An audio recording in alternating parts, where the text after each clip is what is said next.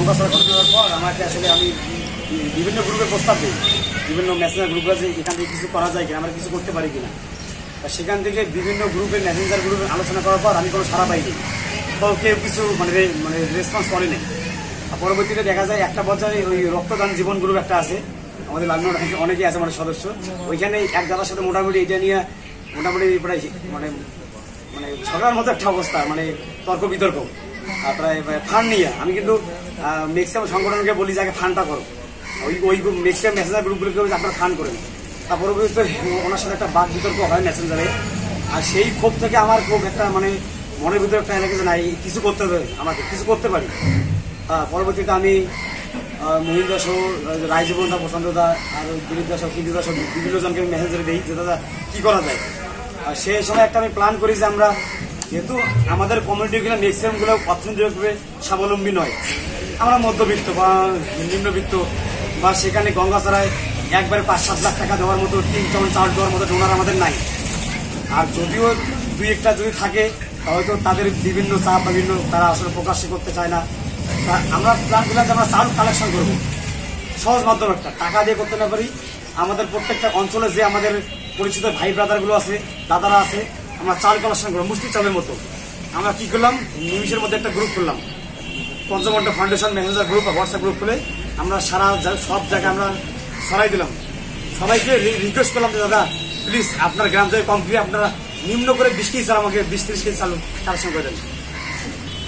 20 KG চাল যদি আপনারা কালেকশন করেন, আমরা যদি 100টা পাড়া 100টা হিন্দু পাড়া যদি কালেকশন করি, তাই হিউজ পরিমাণ চাল, দেখুন কোনো বিষয় না। আর একটা ঘর থেকে হাফ কেজি চাল দেওয়ার কোনো বিষয় না, 1 মাস কোনো ফ্যাক্টরি না ওটা। তা সেই ক্ষেত্রে যাই সবাই আমাদেরটাকে সাড়া দিয়েছে। আমরা প্রায় 7 দিনে 1 আগস্ট থেকে 7 আগস্ট, 1 আগস্ট থেকে 7 আগস্ট এই 7 দিনে প্রায় 965 কেজি চাল কালেকশন করেছি। এটা একটা স্মরণীয় ঘটনা। 7 দিনে 965 কেজি চাল কালেকশন করছি, প্লাস প্রায় 48,000 টাকার মতো প্রায় সামথিং ওইরকম কিছু টাকা কালেকশন করছি 7 দিনে। তাই এটা আসলে মনে হয় না যে যারা বিগত দিনের সংগঠন ছিল বা কোনো সংগঠন মনে হয় যে পারে না যে এত অল্প সময় এত হিউজ পরিমাণ ডোনেট সংগ্রহ করা। হ্যাঁ, তারপর তো মোটামুটি সেখান থেকে ওটা শেষ করলাম কার্যক্রম। তারপর রংপুর তারাগঞ্জে যেটা আপনার ওই যে আপনার কি বলে রূপলাল দাস, সেখানে প্রায় 2 ফ্যামিলিকে মোটামুটি অর্থনৈতিকভাবে সাহায্য করছি। এর পরবর্তীতে তারপরে আপনার ওই মহিষা শহরে যারা ক্যান্সার আক্রান্ত সেখানে, তারপর আমরা চেষ্টা করছি মিতুল রায়কে ডুয়েটে ভর্তির জন্য কিছু সাধ্য মতো চেষ্টা করছি। যেহেতু আমাদের ফাউন্ডেশনের জন্ম খুবই কম সময় হয়েছে এবং পুরো 2 মাস, এখনো 2 মাস হয়নি, 1 আগস্ট, হ্যাঁ এই সময় সাধ্য মতো চেষ্টা করছি। তারপর তো এই যে কালকে বা তারপরে আপনার কুড়িগ্রামে অলিপুরে যাই আমরা চিন্তা করলাম যে যেহেতু রংপুরের 2টা প্রকল্প করছি, লালমিহাটের 2টা প্রকল্প করছি, আমাদের কুড়িগ্রামে হিউজ মেম্বার আছে, তাই না? আমরা চিন্তা করছি যে বুঝে আমরা সেখানে কিছু সাধ্য মতো চেষ্টা করি দেওয়ার জন্য।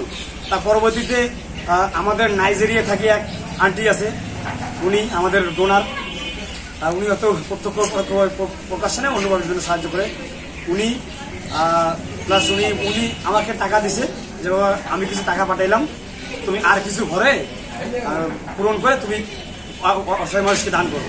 পরবর্তীতে ওনার টাকাটা সহ আরও আমরা ফাউন্ডেশন থেকে মিলে ওখানে প্রায় 10টা শাড়ি দান করছি। এইভাবে আর কি মূলত পথ চলাটা শুরু। আর এই দিনগুলো মূলত আপনারা সবাই মূলত মেম্বার আসলে সবাই যার যার মতো থেকে সদস্য বাড়াইছে বিভিন্ন অঞ্চলের, সকলের প্রতি আমি চিরকৃতজ্ঞতা প্রকাশ